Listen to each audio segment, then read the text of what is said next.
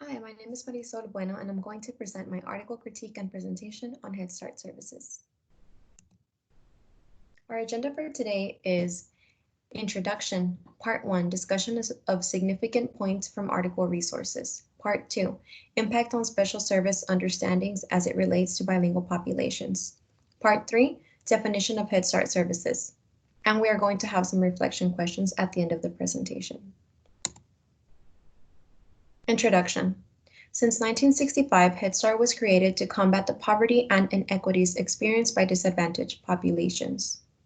Historically, economically disadvantaged students are more likely than their more affluent peers to enter school with lower academic skills, fail to meet benchmarks of proficiency throughout their education, and leave school before obtaining a high school credential. For this reason, programs such as Head Start have been established to support strategies that promote school readiness of English learners and their transition from early childhood education programs to elementary school. Part 1, Discussion of Significant Points from Article Resources. The following 3 points were synthesized from HISD's article, Academic Achievement of HISD Kindergarten Students Enrolled Previously in Head Start and HISD Pre-Kindergarten Programs for 2016 to 2017. We will discuss the points, purpose of Head Start services, Head Start service implementation, and major findings on benefits of Head Start services. The purpose of Head Start services. Head Start was established in 1965 to assist children from low-income and disadvantaged families. Today, Head Start has evolved into one of the most significant investments in school readiness for low-income children in the United States. With the purpose of developing school-ready children that possess the skills, knowledge, and attitudes necessary for success in school and lifelong learning, Head Start programs are designed to meet the mental, social, and emotional development needs of children aged 3 to 5 years old. Head Start programs not only provide instructional resources, but also serve children from families by providing medical, dental, nutritional, family engagement, parent education services, and psychological resources. The Office of Head Start is overseen by the U.S. Department of Health and Human Services Administration for Children and Families and has served over 34 million children and their families since its establishment in 1965. In 2016 alone, Head Start served nearly 1 million children and pregnant women and their families. Head Start service implementation. State and local Head Start agencies must affiliate with public schools to provide early childhood education to eligible children and families. Currently, the Houston Independent School District collaborates with 4 federally funded Head Start agencies that serve Harris County children zoned within the HISD boundaries. Those agencies are Avance Houston, Gulf Coast Community Services Association, Harris County Department of Education, and Baker Ripley, which is formerly known as Neighborhood Centers. Teacher stakeholders from HISD and Head Start collaborate in the delivery of instruction and other services to dually enrolled students in HISD pre-kindergarten classrooms. These collaborative classrooms are located within an HISD Early Childhood Center or school-based pre-kindergarten programs. The terms that the stakeholders agreed on are the following. HISD teachers were required to work 7 3/4 hours each day with a 30-minute duty-free lunch and a 45-minute planning period. HISD teachers were remunerated through state revenues based on average daily attendance of eligible students and district Title I full-day funds. Head Start agencies provided classrooms with appropriate furniture, materials, supplies, and playground equipment to support their respective HISD partner schools as required. The agencies provided additional resources including teachers or teacher aides for dual classrooms, coverage of indirect costs with in-kind funds, and comprehensive services to eligible children at the designated schools. Eligible children and families for Head Start must 1. Have been 4 years old on or before September the 1st. 2. Lived within the HISD attendance boundary.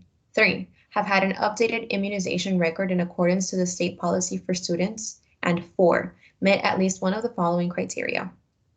A. Be homeless. B. Be unable to speak or understand English.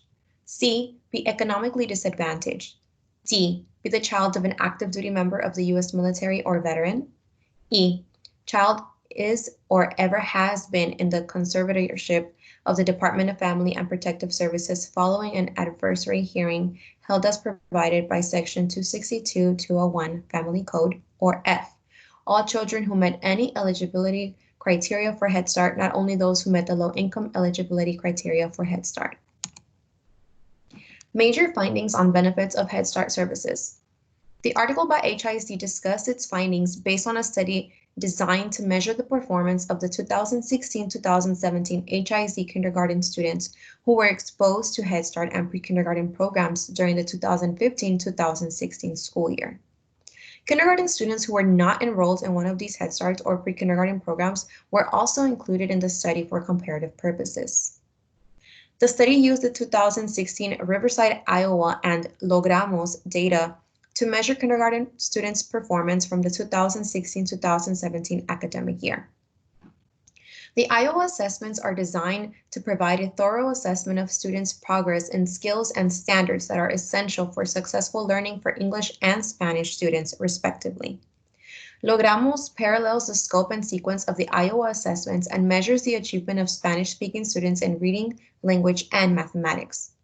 Overall, the major findings were that dually enrolled economically disadvantaged students outperformed their standalone peers, though not their non-economically disadvantaged peers. Results indicate that the district should look with favor to expand the dual enrollment of pre-K students once the resources for doing so can be identified. The following 3 points were synthesized from Kane's article, Early Academic Gaps in Title I Programming in High Poverty, High Minority Schools. The points we will focus on are laws supporting Head Start services, funding supporting Head Start services, and conflicts with funding supporting Head Start services. Law supporting Head Start services. Since 1965, the purpose of Title I and Federal Elementary and Secondary Education Act has been to advance the educational results of economically disadvantaged students and decrease achievement gaps.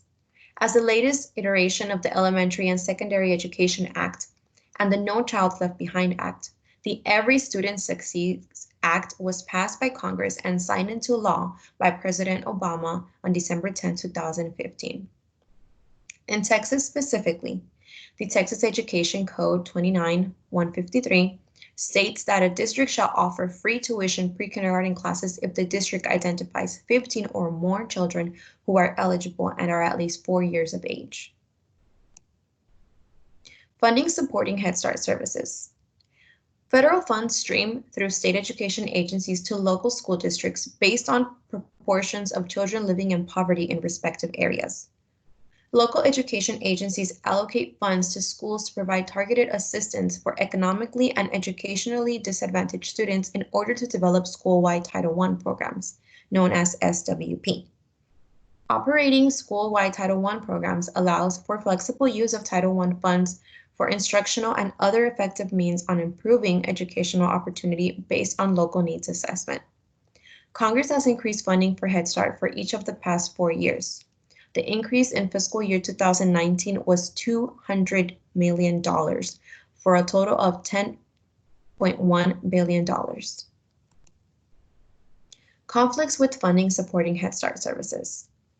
Persistent achievement gaps are distressing evidence that existing public school programs are not enough in overcoming the negative effects of poverty on children's academic achievement. One possible explanation for the limited impact of Title I is that the level of funding available to schools has not been enough to offset the challenges in high poverty schools.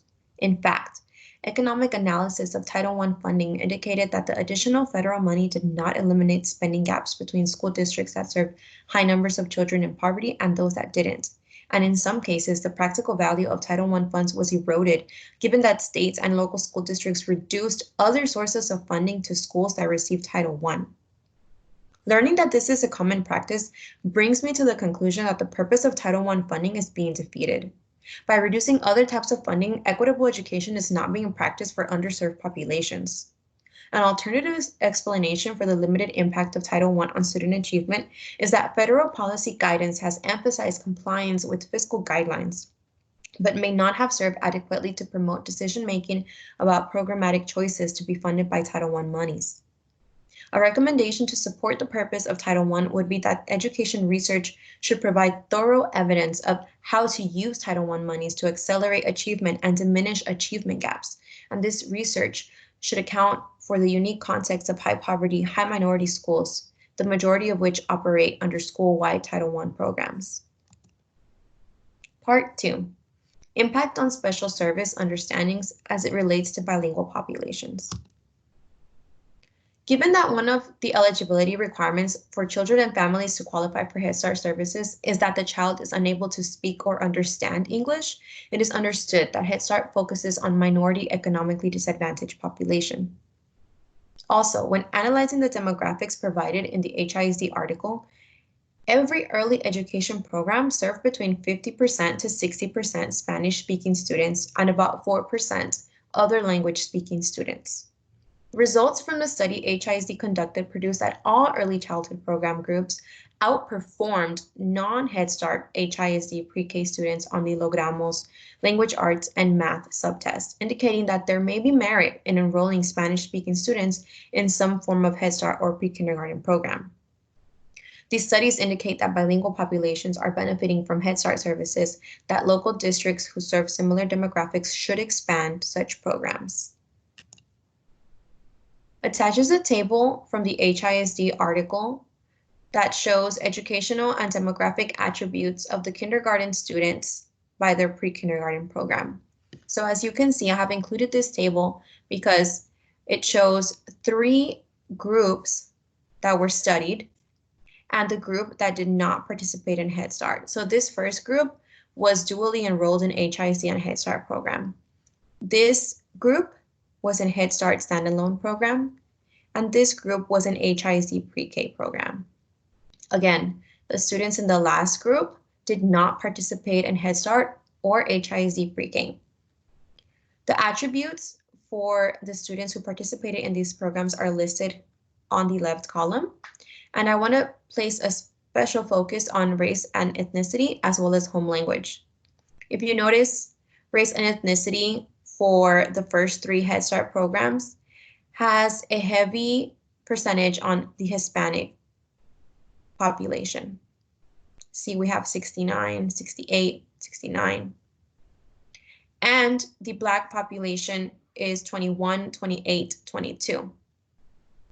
Now, when we come to the students who were not exposed to Head Start and HISD pre-K programs, those demographics shift.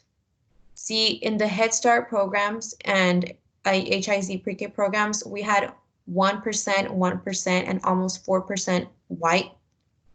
But when you look at the students who were not exposed to Head Start and pre-K, again, those demographics are shifting. Now we're up to 20% white, 43% Hispanic, and 24% Black. Now, the other area or attribute I wanted to focus on is home language.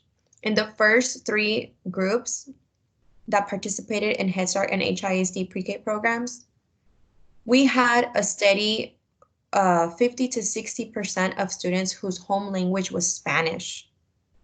Okay, that shifts when we look at students who were not exposed to Head Start and HISD pre-K programs, and it goes down to 25% spoke Spanish as their first language.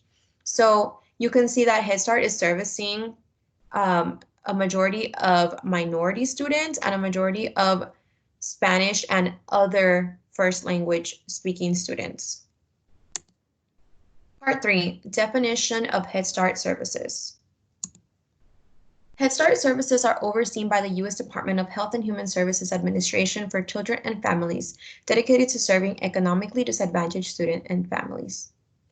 Head Start services offer equitable education opportunities to children who qualify, free of tuition charge, and efforts of developing school-ready children and closing achievement gaps among economically disadvantaged populations. Head Start programs provide more than instructional resources, but also serve children and families by providing medical, dental, nutritional, family engagement, parent education services, and psychological resources in order to meet the mental, social, and emotional development needs of children aged 3 to 5 years old. And we have now reached the reflection questions. The following questions are meant to give you something to think about now that you have been part of this presentation. The first question is, what kind of Head Start and early childhood programs service your immediate community? In the campus that I currently serve, we have the Gulf Coast community serving our Head Start population, and they use our facilities and our cafeteria and our playgrounds for the Head Start children. Next question is, do you believe using Title I funds to replace other sources of funding is ethical?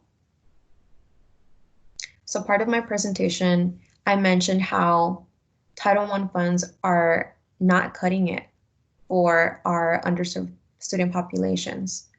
And something that happens a lot is that when schools and districts receive Title I funds, other fundings are reduced because Title I funds are being used to replace the other sources of funding. The next question that we arrived to is, what connections can you make between Head Start and bilingual populations? So in the table that I shared, it was very specific to a study that HISD conducted, which is the Houston Independent School District. And through those demographics, we could see a very clear picture that Head Start serving HISD student populations had a big focus on bilingual populations. Finally, what is your definition of Head Start services? You know, those of us who have very young children can really benefit from learning about early childhood services. And I challenge you to research and learn what your school district and your community has to offer for children ages 3 to 5. All right, that's all. Thank you everyone for participating in my presentation. I hope that this was of benefit to you. All right, everybody, have a very blessed day.